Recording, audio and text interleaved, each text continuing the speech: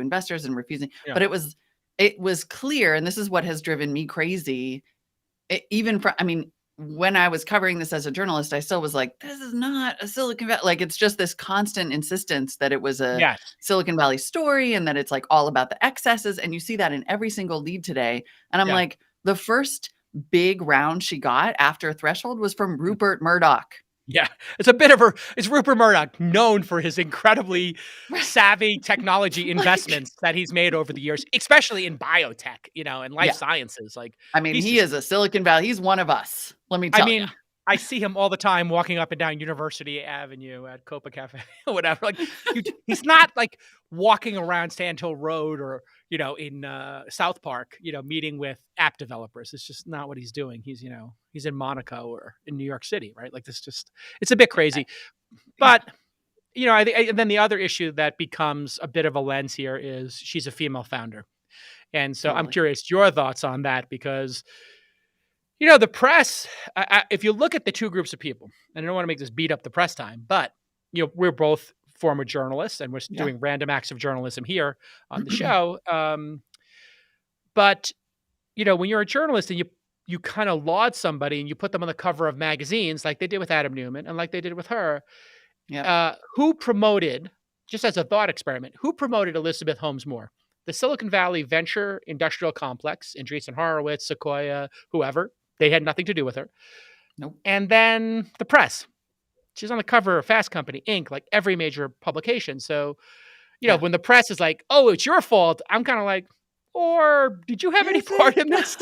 Is it? Right. Is it really my fault? Because I'm pretty sure that you have helped create a celebrity-obsessed culture all across America that led to like a TV guy becoming president 2 times. And, 100%. And it is amazing to see them all in lockstep now talking about how this is a Silicon Valley story. I'm like, this is a celebrity culture story, and 100% related to the fact that this woman is irresistibly attractive. And you said it, not me. Absolutely knew how to market that. 100%. So she was leveraging the fact that she was attractive, which, is a tough conversation to people to have. But when I was in the magazine business, but in the so 90s, is Adam Newman. Like, it's not just I want to be 100% clear here. America likes pretty people. Newsflash. And not a shock, right? That is not controversial to say. Not controversial. There's a reason why you and I are broadcasters who have big audiences. I'm just saying, right? Look at us. Look at us. It's exhausting sometimes. It is. But with the two of them, who are like taller, better looking versions of us. Literally. I'm literally blushing right now. This is exactly. I'm like, there is a thing with height. There is actually like studies that have been made about height and CEOs. Like, CEOs are over 5'11" or 6 foot, and I'm 5'8.5" on a good day. Like, the correlation with being CEO goes up. Putting all that aside, I was in the Star Chamber, my own magazine and other magazines, and with other editors of magazines, and they would do photo shoots and then decide who gets the cover. Yeah. And I can tell you that if you were an obese person, if you were an ugly person, if you were aesthetically not pleasing, you were not getting the cover of a magazine, period, full stop.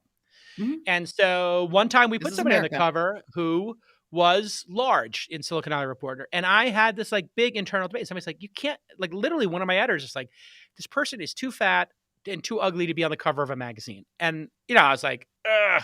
They said it so bluntly. And people were trying to outvote me. And I was like, but he's also the most successful person. We're going to put him on the cover anyway. And it was like a big internal debate. And I'm not giving myself any points for doing it, but I do think that that's like another layer on this, which, I mean, when you and I came into the industry, how many female CEOs were there of note in technology? Kim Polisi, Meg Whitman. Meg Whitman back then. That's right. Totally. It was like Xerox. That awesome Xerox woman from HP. No, that was Carly Fiorina. Carly Fiorina, yes. Yep. So like there was this like short list. And so if you were a journalist or you were running a tech conference, you're like, okay, got to have Marissa Mayer. Well, you called them all. Got to have, exactly. Call them all. Ursula. This is killing me. And now one of the great things about our industry, as a girl dad, I'm pretty stoked about, is we now have enough female founders to have one be a fraud. That's the way I interpret this. We have a large enough sample. Like if you only have 10, female CEOs or 100, like what's the chances of a 1 in 10? I call this a 1 in 10,000 fraud. Your chances of a 1 in 10,000 fraud, if there are only 100 or 1,000 female CEOs, is very low. Mm-hmm. But when you start trending towards 10,000, it's inevitable. Right. And this is a minor departure, but not entirely, because that also led to a narrative around Elizabeth Holmes. There has been sort of I know a number of female founders who are like, yeah, we're basically all on a group text being like, when are we going to get the takedown piece? So there was also the narrative around Elizabeth Holmes initially of just like, is she getting tougher treatment because she's a female founder? Because when a female founder does something wrong. Double click on that. Do female founders get it harder from the press and social media when they make a mistake? I mean, female founders get it harder from life. So that includes social media and the press, right? Like there's no question. They rate this is just facts. Like they get less money overall. And then when they do something wrong, they do get harsher scrutiny. I think there's no question about that. And certainly then they just get their asses kicked on social media all the time. I think instructive for this point, and I agree with you, is the Away founder, the luggage founder. Away, that's exactly who I was thinking Steph of. Yeah, Corey. She basically, gave a stern talking to in Slack, and Slack is, not the ideal medium, but she said, like, listen, your customer support, it's the holidays. Everybody's working. Everybody's doing double shifts. This is when we make our money. If you want a job, show up for work when we need you, which is the holidays, and you better bring it. And she, kind of like admonished / gave what she thought was an inspirational speech. I'm not saying I've given these in the past, but now that we work together, you may hear someday. I may see some things. You may hear someday when the standard is not being hit by our producers, when I go, what the hell's going on here? I told you guys to read the stories to each other before I read them or Molly reads them. Read them out loud to each other so you find any, big, problems. And I looked at what she did, and like they diverged us this big takedown piece. And I'm like, if a man did that, they would be inspirational. They would be holding people accountable. More importantly, it would not even be news. Because they do it all the time. Of course. I was like, wow, I've worked for a lot of editors who have sent way meaner notes than that. And to be clear, those were not nice, right? It does not sound like she was a great boss. That is not news, nor is that unusual in the world of business. Yeah. Unless it happens to be a woman CEO. So that was actually the moment when I got the note from the couple of female founders that I know who were just like, we're all waiting for that same piece to come out about us. We're all waiting. Yes. About like Mollywood is difficult or Kara Swisher's difficult. Something like that, right? It's like difficult. Yeah. Sure. Yeah. You know what the thing is? It's like you're picking to come work for a company. If you pick to go work for that company, and that leader is not to your liking, like they're too hot or they're too cold, then you can, like Goldilocks, you can pick the porridge you want. You can pick the bed you want to sleep in, the chair you want to sit in, and you find you're just right. Bezos and the culture of Amazon is not for everybody. And the Amazon story that came out in the New York Times, I don't know if you remember that one, where they're like, oh my God, this is the worst thing I've ever experienced in my life. I was literally tortured. It was like human rights violations at Amazon. And it was like, except that everybody else is loyal to Bezos for decades, and they leave and they come back as boomerang employees. And so it's really just a mismatch between the intensity level you want at work and, the company's culture. So don't go work at Netflix if you don't want to. Netflix makes you reapply for your job basically every January. For some people, that's panic inducing. Right. For other people, it's super inspiring. They want to work with A-team people. I heard people, I have a friend who worked at Uber, had a legitimately pretty awful experience there as a woman of color, ended up leaving, and has said to me many times over the years that the thing she misses most about working for Uber was working for a place where you demanded a team all the time. Right. She's like, I loved that. I loved that everybody I worked with was a team. And that the standards were insanely high. Unfortunately, she also weirdly couldn't get a promotion there. And and so also, and to your point, which I like, it's all about ends. It's all about the ends. And that doesn't forgive sexual harassment at work or any kind of harassment or any bias. Like that's a separate issue. there's just intensity at work. And I looked at the stuff with and I tried to get her to come. Steph, Corey, if you want to come on the pod and you don't want me to interview, have Molly interview you, because this is one of the reasons I was stoked about you coming here. It's like some people don't want to interview with me, like because whatever, my reputation, my culture or whatever, my tone. But I think, Steph, if you want to do an interview with Molly, I would love to hear you guys talk about this, because I think it's such a real issue. And then she got ousted, and I was like, she's like the heart and soul of the company as the founder. Like who is on the board of this company? Like, if she wants to give an inspirational speech and tell people to suck it up and work twice as hard or don't work at the company, it's her prerogative. You don't have to work at the company. Right. And the idea that that's a leak, like that's a thing that should be, I don't know. Yeah. It's a little yucky. It was yucky. Yeah, okay, but nobody puts her name on. Let's move on. Yeah. I do think we should get back to having a little more fun with the Elizabeth Holmes story, though, because despite all of the actual business facts of it, which are real and very meaty and worth discussing and lots of money and whatever, I mean, this is just right up there with WeWork in terms of like, you can't get enough of this crap. And the responses that you got to the tweet asking for the name of her autobiography, just lay some of those on us. Oh, okay. So I have a device I use on Twitter. I'll give it to all the social media optimizers out there and managers, which is I like to do a contest, either a caption contest. So I did a caption contest the other day with Jeff Bezos's, he did like a 70s disco picture of himself living his best life. That got a lot of great captions. Some of them a little dank. But I said, tell me what Elizabeth Holmes will title her autobiography's bonus for dankness. For those of you who don't know what dankness is, it's kind of like darkness in a Reddit term.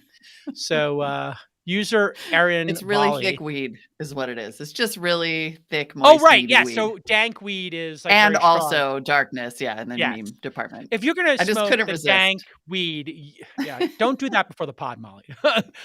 Or that could be like something we do as a device on the pod. I mean, there's a lot more startups now than there used to be in that department. Okay. Anyway, stay on target. On target. Rogue One.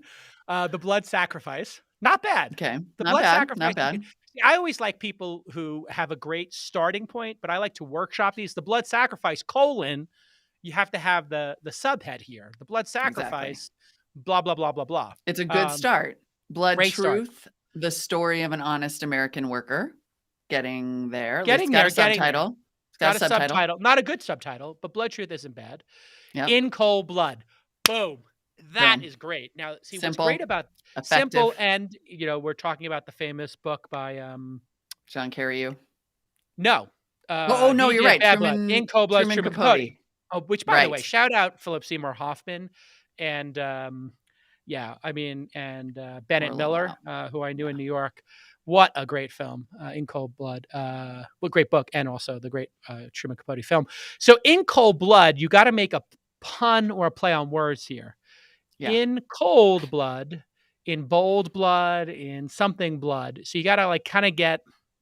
You got to You got to take it a step further. You got to punch it up, right? With the workshop. Technically already taken. So. It's taken. So yeah, bold blood might be interesting. Bold blood. Now we're getting to some dank here coming up next. Yeah. So anyway, so now you see how you workshop these things in the writer's room. The prick of life. Okay. I'm like a 14-year-old boy. That made me laugh so hard. Go back to the I'm just a child. This is good though. Out for Blood: The Truth Behind My Time at Theranos. Okay, see now this is that's like a real Lindley. One. That's like a real. Yeah, this is a person who works in editorial. That's good. Yeah, it's got a little bit of Silicon Valley stuff I'm not into, but Precis. It's just like fancy for the description. An expose of how the venture capital fake it till you make it culture snowballed into a web of lies, deception, and despair in Silicon Valley. So this person probably works in copy editing or the publishing business. It's not bad. I mean, it's almost not bad. Print ready. Out for Blood is great.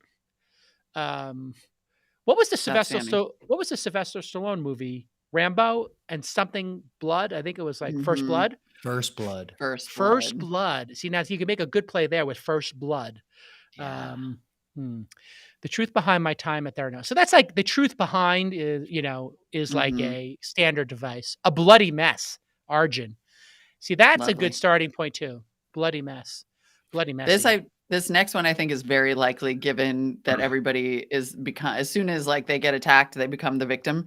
Blood in the Water, the Ooh. persecution of an American innovator. See, that's good because That's Blood in the Water good. is like, I didn't deserve the shark attack. Like I had a little nick Totally. and you guys all sharks came after me. That's so good. That's That's a good. really good It's the shout victim's out. take as opposed to Out for Blood, The Truth Behind My Time. I love it. I love it.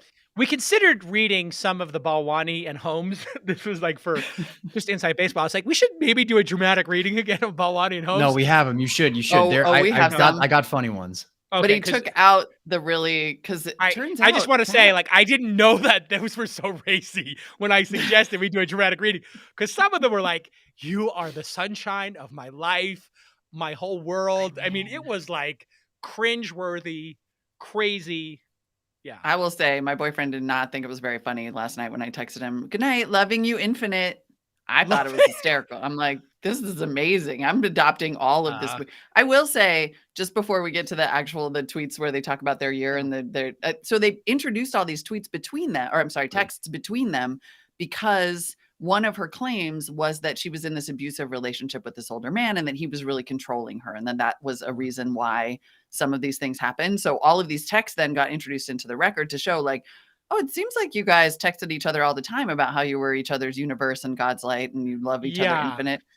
Yeah. But I'm not going to lie. Like I read that and I was like, this is not a healthy relation. That is not healthy. Well, also, I mean, like it was love bombing and it was creepy. He was dating her when she was very young, and I see 10 or 15 years older than her. So she was like 31 and he was 50 when they first started this company. Oh, really? So, yeah. Listen, I don't want to make a judgment on true love and like age differences. And I don't know exactly when this started, but the Svengali defense, like when you read the text and you look at the nature of the relationship, there was something in his pumping her up to do this. Yeah. But I mean, it's a very hard thing to read into somebody's relationship via text and understand it. So I don't know. Yeah. But before we get to that, shout out to Chloe Fineman, who I tried to get on This Week in Stardust before she went to SNL. And then I got to hang out at SNL just randomly last year.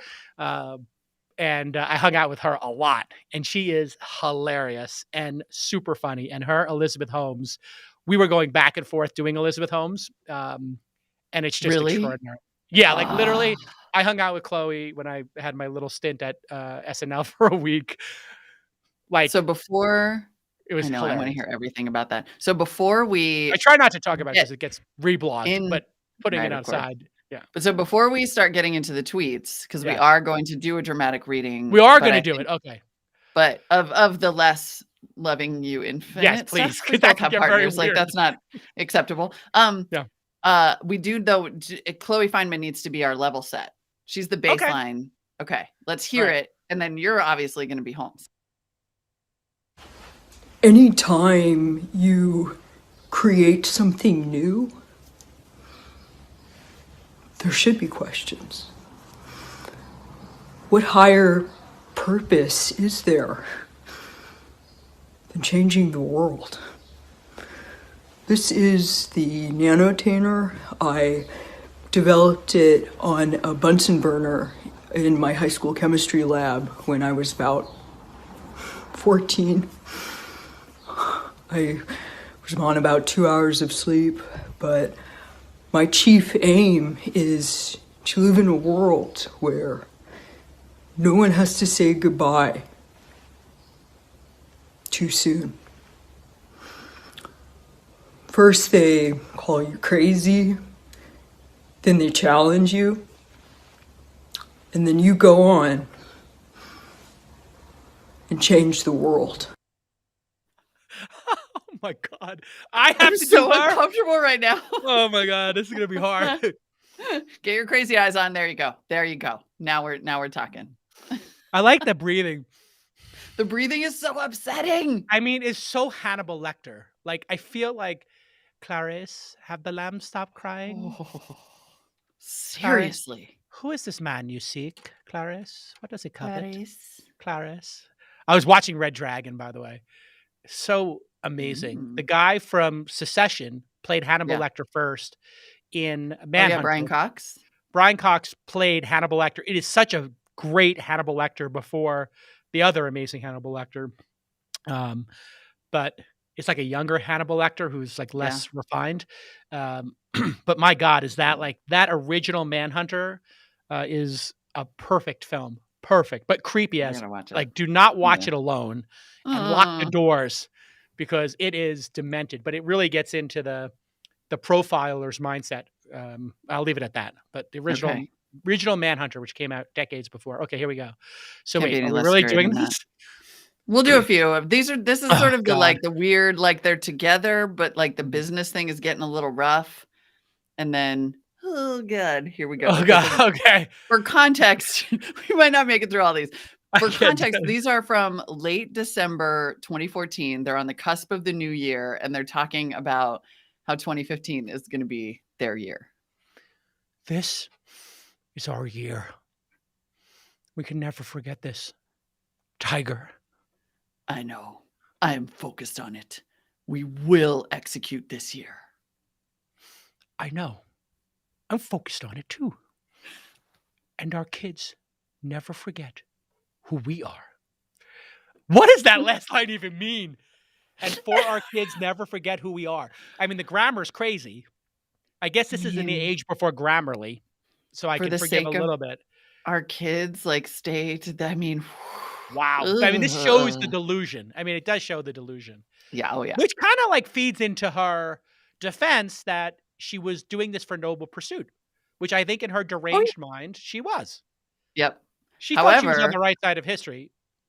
By later in 2015, it is clear in some ways that they already know shit is fallen apart. Oh no. And Sonny is texting her and he's like, we need to commit to each other and get out of this hell so we can live in paradise we both have.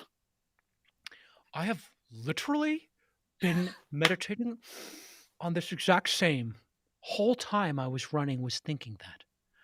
Oh, wow. So she went running and was thinking this whole thing.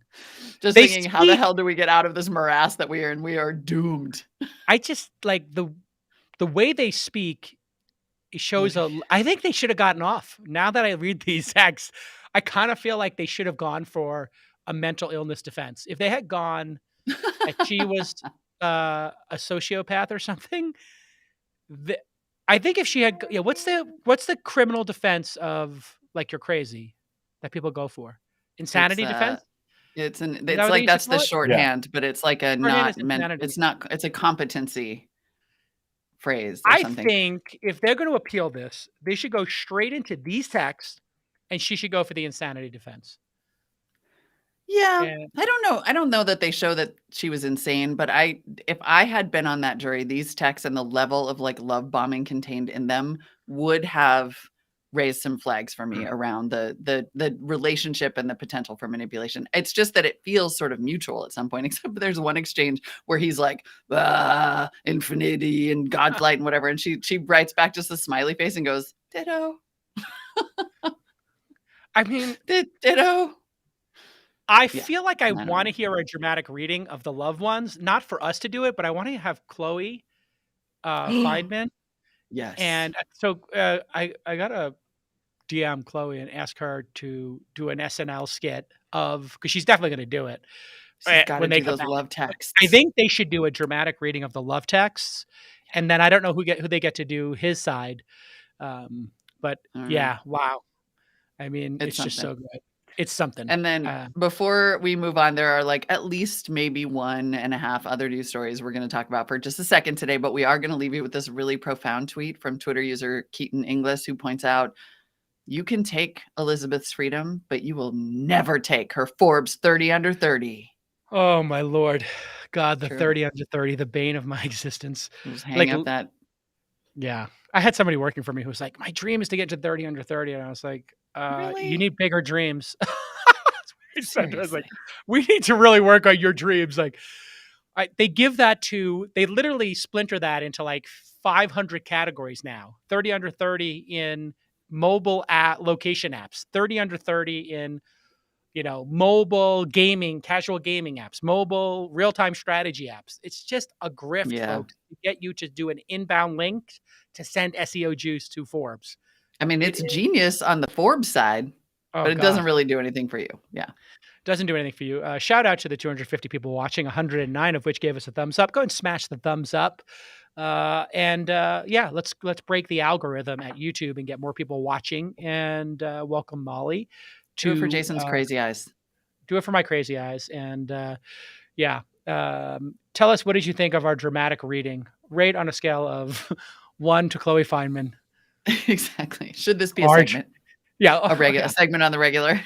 Should we be doing this, or is this just reducing our number of really potential interviews here? All right, so we have a choice to go to. I'm going to let the audience decide here. Do you want us to go to the China, U.S. relations and Biden administration doing sanctions on the area of China where the Uyghur massacre is occurring and the abuses and genocide? I'll call it that. I think kind of a hard turn.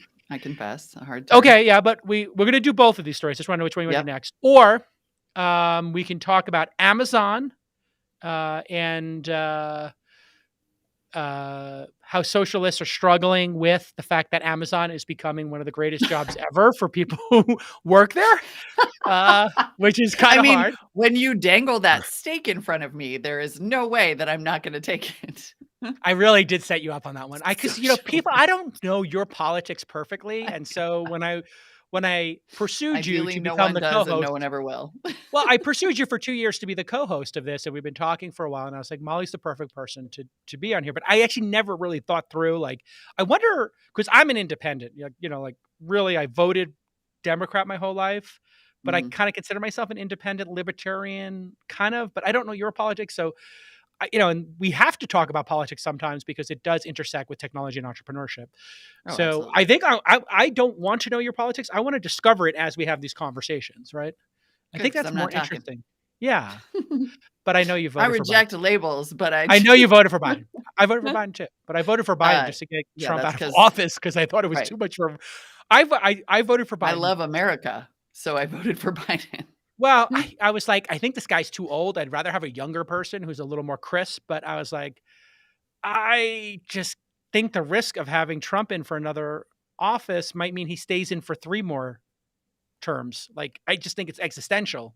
I'll vote for anybody to get him out. No chance. Or we have the Twitter selling Mopub. So those are our 3 choices. Let me take a look here. Our audience seems excited about Amazon. They also liked that. All right, so we'll go Amazon and China. Let's go Amazon and China. And I'll Amazon and China. Let's do it. Okay, Great. I'm going to tee this one up to you. Hit it. So I like to listen to people who I disagree with. And one of the podcasts I subscribe to, and I'll listen to every 3rd or 4th episode, is This Machine Kills. It's like a really far left podcast. And it's a bunch of like really wacky socialists who know nothing about business. But they do feel very strongly about socialism and, they're anti-corporate. And so I learn a lot about their position. And I just happened to come up that they did a little preview of their Patreon. I think maybe they do the half shows are on Patreon, half shows are available free kind of model. So there's This Machine Kills, and there's another podcast that's also anti-tech. And I'll listen to these because, as I said, it's really good to understand people's position if they disagree with you. And sometimes they actually have some really good positions for me to hear. But this one I thought was particularly compelling because they had to make an admission. Jathan, I think is his name. And he is a real hardcore socialist. And they have this socialist publication, Jacobian or something, that they all talk about or write for. Anyway. Oh, Jacobin. Yeah. Mm-hmm. Jacobin, is that it? And so I'm just fascinated by socialists / communists because there's democratic socialists like Bernie, who just want a lot of benefits. And, I disagree with a lot of that stuff, but I understand where they're coming from. And then there's like socialists, like we need to make Amazon a company that's controlled by the state or the workers or something. So anyway, listen to this 1:37 clip. This is a long clip, but I want everybody to hear it. And then Molly, I want you to respond to it, not me. We'll see you on the other side of 1:37. I just want to also say that I think you were really dead on here, David, as well, where you were talking about how for like a lot of people, a job at an Amazon warehouse is a really good job. It's the best job that some people can have because they do pay, you know, a $15 minimum wage. They do provide benefits like healthcare, a 401k. The warehouses are air conditioned, right? Like all of, you know, things that a lot of other jobs and especially jobs in that sector don't tend to have. But you're right, like they dangle that, right? They dangle that as this kind of promise of lowering the floor of expectation, right? This is the best you can expect. And it makes us as leftists have to hold two facts in our mind at the same time. One is that Amazon is a terrible global empire of exploitation and extraction. Fact.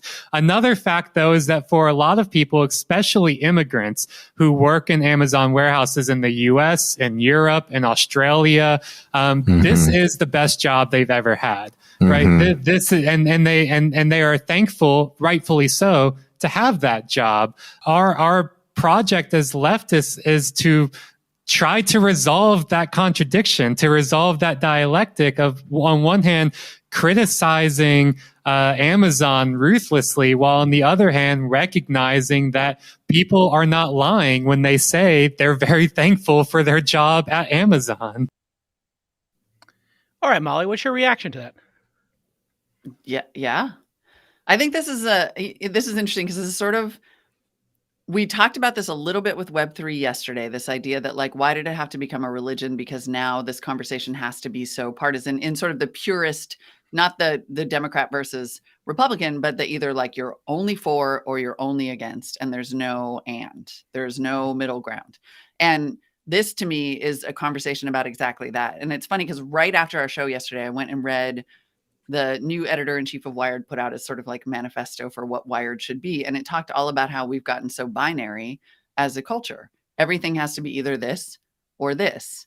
And I was like, that's what I was saying yesterday, but I didn't think of using that smart sounding word binary because we have like literally lost the use of the word and in our society. And so everything that this guy said on this podcast is 100% true. And this is why extremists only destroy and never create. Because if you can't hold two ideas in your head at the same time, then you are doomed to fail. You are doomed to never hear any truth. Like both of these things are 100% true. If you came from a place where only horrific jobs were available, or you live in a place where no jobs are available that pay this amount of money, working at Amazon can be the greatest job you've ever had. Absolutely. And Amazon should probably treat its workers better in warehouses. Right.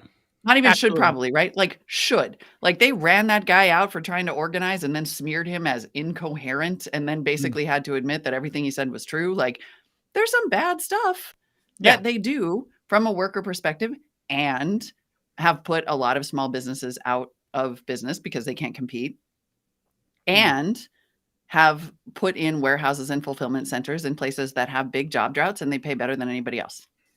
And if you put out of business some of these small mom and pop stores, the consumers get a better deal because it's inefficient to have like a bunch of local stores selling Amazon Basic cables or, you know, moisturizing cream or batteries. And it would be better for society, for the environment, if they came from a central warehouse and they were cheaper.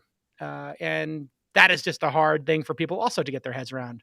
Like, and Amazon takes data from its third-party sellers and uses it to create competing products and right? They deny it, but it's probably true. Right.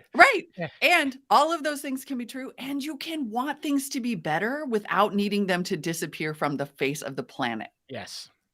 And Amazon pays more than mom and pops. And they'll pay for your college education now. And because because they got gigantic and they didn't always start that way, right? I mean, and they're more efficient and they use robots. All. And what I like about this is I felt like this was a great moment for like capitalism in this negotiation between capitalism and socialism, between, you know, entrepreneurs, you know, seeking efficiency, wealth, opportunity, etc., innovation, and reaping those rewards, and socialists who are trying to defend, people they perceive as not having agency, which I don't think is true, but putting that aside, I think their intention is correct. They want to defend people who they feel are helpless or, are under the gun. Even though we have record low unemployment and 11 million unfilled jobs and whatever, putting that all aside, I thought it was like a good recognition for them, because I believe what we're in the middle of is a great renegotiation. If equities drive people to become phenomenally wealthy, well, then we should let people participate more in equities. And so one of the things we talked about on All In is this freedom dividend, where what if we gave everybody $2,000 when they were born into a 401k of just an index fund, Vanguard, of the NASDAQ and the whatever, just a perfect index of the stock market. And they couldn't touch it until they were in college, and they could take, half of it for college, and then the other half was retirement. That would be unbelievable. And you know what it would do is it would put more money into equities, and we put them into American companies. So that gives us an advantage over foreign companies. So we make this American index of the best American companies. Now, the only problem with that is those, the Bezoses of the world and other folks would become more wealthy, because you would have more automatic buying of their stocks, but at least everybody would be in on the game. And I think getting more people in on the game and letting them get equities and getting rid of accreditation rules and just making it a test or something, or even gifting people some free shares in companies as like part of their being born in this great country, is the great balance, because then people would learn about equities. And that's what you're seeing here. Yeah. Think it's sort of I think fundamentally it's a false equivalency to say that we're having a conversation about unregulated capitalism or socialism and nothing in between, right? Like, we know that any organism that grows out of control kills you. That's the fundamental, that's cancer, right? Yeah, or like a small tree that gets too big tears out your foundation. Like, you can't falls on your house. Right? You can't have organisms that grow unchecked, right? Because they eat everything around them. Or eventually they get so big that they topple over because competition comes along. Like, clearly, as I said to you when we had ramen, I believe in capitalism, or I wouldn't be here. Right. But I also think you can you can want capitalism to function better, to have more stakeholders who benefit from it, and to have reasonable rules so that it doesn't trample over everything in its path without being a socialist. I also think there's a chess game going on. This is what I know from behind the scenes, just based on, knowing a lot of the principles. Behind the scenes, there's like a really high level chess match. And in poker, there's a concept called leveling. What leveling is you and I are playing poker, and we both know that, this certain betting pattern is indicative of having a very strong hand. So then I know you know that, because we've been playing poker a long time, and you've both seen each other do it. So now I'm going to do it knowing you know that, but I'm going to do it knowing you know that and having a weak hand. Or I'm going to do it knowing you know that, knowing that I probably have a weak hand, but I in fact have a strong hand.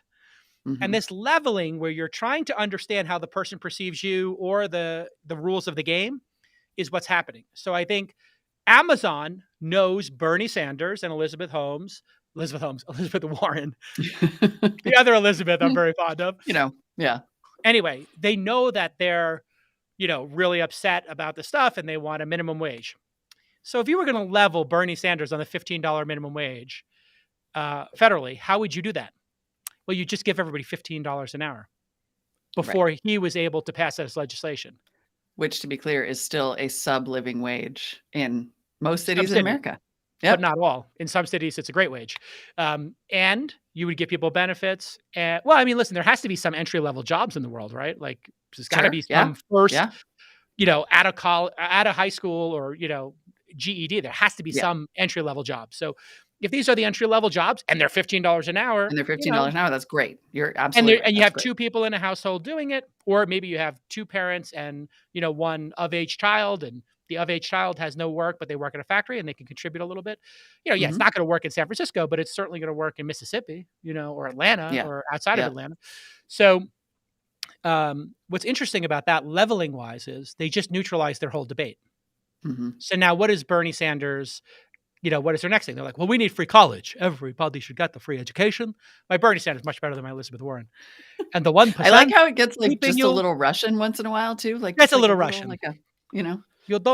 Jason, you don't need the border seat. Freudian. You don't need exactly. Well, Bernie. Listen.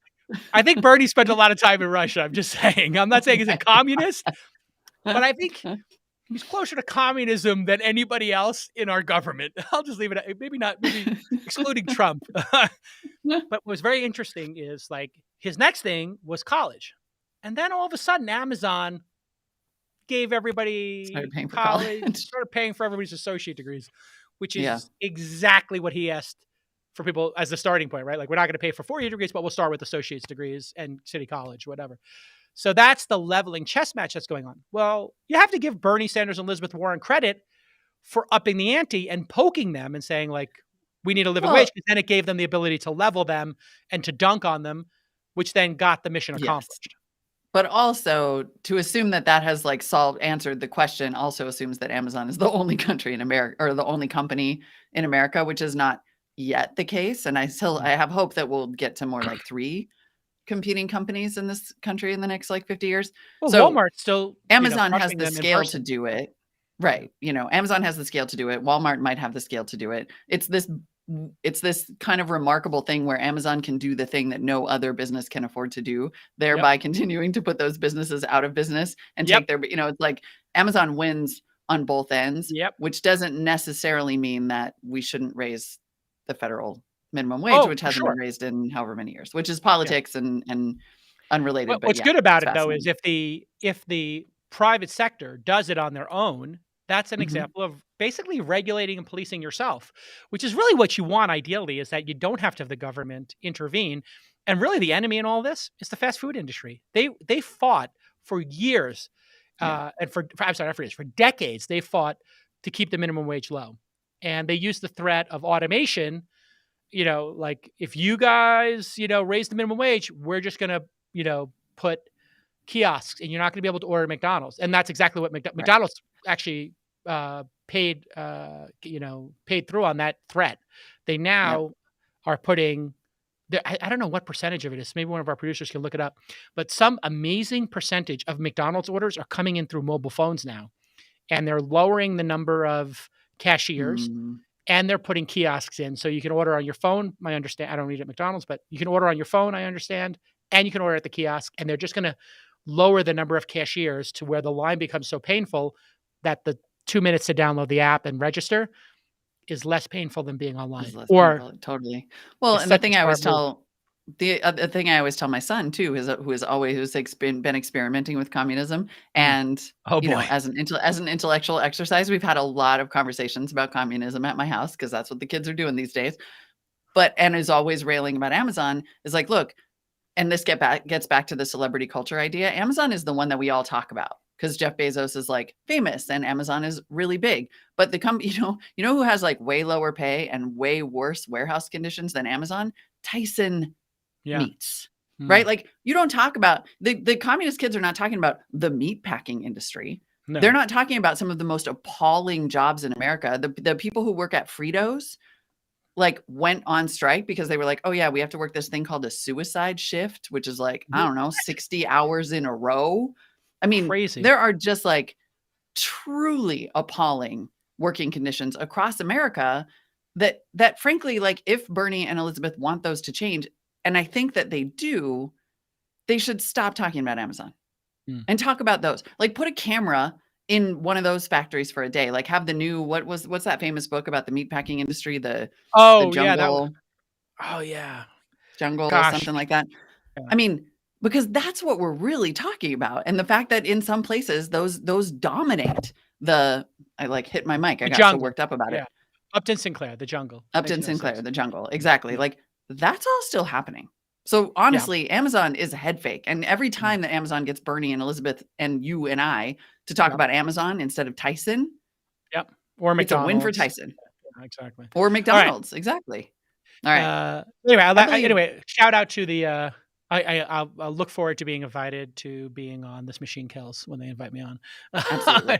All right, let's segue to Speaking of terrible conditions, let's segue to China. And the Biden administration has imposed sanction on Chinese companies and government entities for human rights abuses against the Uyghurs. Finally, the U.S. government has said something. And this is in the area of, how do we pronounce this? Is it Xinjiang? Xinjiang. Yeah.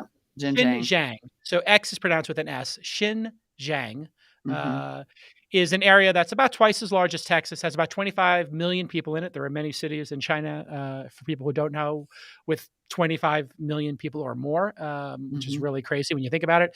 And about half of those 25 million are Uyghurs, which is spelled Uyghurs, but pronounced Uyghurs, which is a Muslim minority. A Muslim minority, and they, according to the China human rights defenders, the stats are pretty just absolutely abhorrent.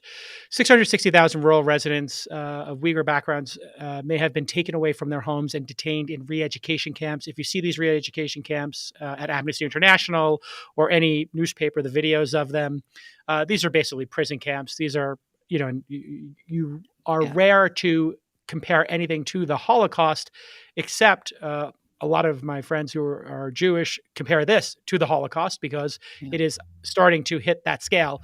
While another 1.3 million may have been forced to attend mandatory day or evening re-education sessions in locations in the villages and town centers, estimated 100,000 Uyghurs may have been forced to attend. 100,000 Uyghurs may be working in forced labor camps, according to Australian Strategic Policy Institute. According to NBC News, quote, U.S. intelligence has established that Beijing has set up a high-tech surveillance system across Xinjiang that uses biometric facial recognition, has collected DNA samples from all residents ages 12 to 65 as part of a systematic. There have been reports of forced sterilization, like the whole. It is an torture, ongoing rape, human rights beating. abuse. Yeah. There was an Atlantic cover article by a guy who had been arrested, a Uyghur man in China who had managed to escape with his family, but only after he and his family had been arrested a couple times. It's one of the most harrowing things you will read, and you will not be able to believe that it's happening in the world today. And it is. And all of this has led to a lot of awkward conversations because the United States government has recently imposed sanctions against on Chinese companies and government entities for human rights abuses against Uyghur Muslims in Xinjiang. Some companies have faced blowback for continuing to do work. Walmart got in trouble with China because Walmart removed products from some stores that have been produced potentially with this forced labor in Xinjiang. And and nevertheless, right, up to and including the United States government, everybody still wants to do business with China. And everybody has looked the other way for a long time as this story has continued to get louder and louder and louder. And you see this kind of ongoing hypocrisy about the relationship with China in the government and with private companies. Yep. And if you look at, just to give people an idea, I don't know if you saw the Uyghurs being loaded into trains, but this series of photos, which I just pulled up here, if you're watching on the YouTube video, I think that is an illustration of the actual photos. There's actual photos of this and actual drone footage. That's an illustration made from it, producers. And they're basically bound, head shaved, blindfolded, and getting onto trains. This is not an illustration. This is from the video. Oh, it's a screen grab from a video. Okay. It's a screen grab from the video. It doesn't look real, but if you played the video, that would be better, I think. And these videos, that got released are, just more evidence. There's tons of satellite videos. And this is, if you think about what we've pursued as a strategy, it's been engagement. And I, having worked at Amnesty International and caring very deeply about human rights, have always believed that, engagement is fine, but you have to make it clear where the lines are in terms of human rights and that we want to see change. So for somebody like Tim Cook, and maybe one of the producers can pull the quote, Tim Cook's very reasonable. Oh, here we go. So here's the drone footage. Yeah. I don't know why it looks like it's, and this is from, it's drone. Yeah, this is a drone footage. And I think this is from some UK publication. I forgot which one. Oh, The Guardian. There you have it. Yeah. So The Guardian released this footage. Shout out to The Guardian for being brave to do this. Really disturbing. And the challenge is, Molly, there's a group of people who philosophically believe that if we engage with China, and this has been going on for decades, with the West, not just the United States, but the West has believed engagement will lead them towards, democracy, human rights, and will keep us from going to war with each other. Well, we haven't gone to war with each other, so that's a checkbox. That's good. Yeah. But China has, since Hong Kong and now with the Uyghurs, I think been emboldened because nobody's put their foot down. And the same thing is true of Saudi Arabia with MBS. If the West does not condemn these issues, then autocrats, dictators, communists, whatever, are going to basically take it as far as they can. You have to put your foot down and say, this is not acceptable. And then the question becomes, what does that look like, though? What does it look like for the Biden administration too? Because you know that behind the scenes, Apple, Intel, right? At Hollywood, all of Hollywood, the NBA, like you look at how private industry has caved to China over and over and over because they need this market. Like, you know that they're in these rooms saying to the administration, like, just can you go as far as you can with the sanctions, but not like too far? Or at a certain point, we say it's not worth it. And I think that's the moment we're at. Because if you look at it, I think now the NBA has a player, Enes Kanter, who is now renamed himself Enes Kanter Freedom. And I DM'd with him recently, and I've been retweeting his stuff. He basically said, like, listen, I'm just going to go. And he's, his employment by the NBA is not certain. He is not like a top 50 player. He's a top 200 player or 150 player. He has been very vocal, and he has not been ostracized now. Whereas Daryl Morey, who did say, very innocuously, I support Hong Kong, was admonished. And, I'm reticent to pick out specific people to say, LeBron James or Tim Cook or any other folks are, supportive of human rights violations. I think a lot of those people think engagement with China is going to lead to change. I don't agree with them. I think we have to put our foot down. And now China's basically said, you know what? We're going on our own anyway. We're not going to let you invest in these companies. All the IPOs are going to be in Hong Kong. We're not going to let Jack Ma be a national hero. So they've become insular. So now I think actually it's reversing. Everybody is going to offshore and reduce their dependency on China. Whether it's Apple, whether it's Tesla, whether it's any of these companies, you're going to see a disengagement process start. I think that's what's happening right now, because it's very hard to disengage after 30 or 40 years of Apple being there, or the NBA spending 20 years with Yao Ming and other folks trying to build this relationship. But if China doesn't want the relationship with the West anymore, now the great decoupling happens. And Japan is paying Japan is subsidizing factories leaving China, or subsidizing companies to do that. And I think what we're seeing is the great uncoupling. And it's going to be messy, but I don't want to put, Tim Cook under too hard of a microscope here. I want to give him time to get out of China, basically, and become less dependent on it. Yeah. I mean, I think it's going to be interesting to see how much reputational pressure will increase on these companies, because they have started to see more reputational damage. There were, of course, some angry tweets about Tesla just this week opening a factory in Xinjiang, which is not good timing, right? Not a good look. But most likely, I hate to say, like, I think that when you're talking about a global market this big, appeasement would be likely to continue had China itself, to your point, not started to take steps to make doing business there way harder. It's like over the years, people got convinced that China was just like a capitalist country, a free market that you could just go in and sell into. And then China was like, yeah, we disappeared Jack Ma for a little while. And then he came back and he said what we wanted him to say. And we pulled an IPO, and we will do it again. And so you may be right that we'll decouple, but I'm sorry to report, I think it'll be because of business reasons, not reputational reasons. And that's shameful. I am torn on this. I am with you that we should, not do business with countries that have these extreme human right violations. And then, of course, everybody does Me Tooism, or whataboutism. Like, well, what about, George Floyd? And it's like, okay, that's a horrible murder, and that occurred, and that occurred. There was a murder that occurred, and that person's going to jail. And 1 million Uyghurs is a different scale. Like, our government is not doing 1 million George Floyds in, or right. Then some people might say, well, we do have 1 million George Floyd situations. We cannot even conceive of secret police coming into our homes, dragging us out of our beds, torturing us for a while, and then sending us back home to say, a whole different scale. Like, cannot even conceive. You can't compare these things. But I think it's just going to be like something to watch, especially with Taiwan. But I actually am very hopeful because the virtue signaling crowd, it seemed to correlate that like some of the biggest virtue signalers, like the NBA and Hollywood and Silicon Valley, are now finding themselves like being called out. Right. And I think that's actually kind of a good thing that, Tim Cook, LeBron James, and Hollywood, Disney changing the ending of films and not having a Chinese, bad guy in a film, like, because your film's not going to play in China, or changing the ending of films.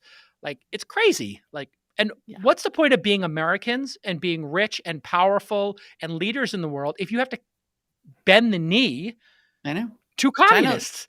What's going on here? China literally managed to censor American movies with market pressure. Like, China was just like, we're such a big market that you will censor yourself. Yeah. Yeah, exactly. Think about that level of power. Like, literally, Disney is bending the knee to communists. Like, it's pathetic. I hear a lot of barking in my house, which I think means my news crew is here to talk about Elizabeth Holmes. You gotta go. Oh, you're doing it live. Oh, wow, they're coming. Oh, great. Okay. They're here. Well, they're here. All right. I know. I hate to cut this short because I could talk about China all day long. It's a great discussion, and we'll be talking about it and monitoring the situation. So we will see you all next time on This Week in Startups. Bye-bye. Bye. Okay. Intro's at the top and on the bottom. I'll do the intro. You can bounce if you want, or you can do it. Go for it. I'll skedoodle since I did the other thing. Okay. But I'll upload my audio. Thanks. Good show. Good show. Bye. 3, 2. Okay, everybody. It's an all-new show today with me and Molly Wood. What else are we going to cover? Elizabeth Holmes is guilty of 4 counts, and we're going to do a dramatic reading of some of her text messages and talk about the fraud that everybody's talking about and how many years she's going to do. Then we're going to cover how even socialists are admitting that Amazon is one of the best places for people to work or they've ever worked. And we're going to discuss that balance between capitalism, socialism, and what a great job Amazon is doing in making conditions better for employees, and that balance between what socialists, democratic socialists, communists want, and what capitalism is providing. Finally, we're going to discuss Biden's new sanctions.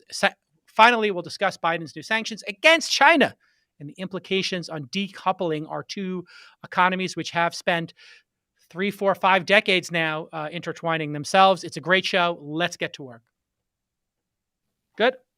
Can we get a hey everybody? I think that hey everybody. 3, 2. Hey everybody. Hey everybody. We got another amazing all new show for you today here at This Week in Startups. So that was perfect. Thank you. I just have a query about the audio input. I'm hearing ever so slight crackling. What I'm thinking is that maybe the Scarlett is up too high and then the input on the Mac is too low. So could you go into your system preferences and check the input, which is preferences, sound is 4th row, 3rd row down, 4th across. Yep. I'm on sound, and input level is... Mind if I end the stream? Yeah, you're on the stream. Take care, Notice. We'll see everybody later. Thanks for 152.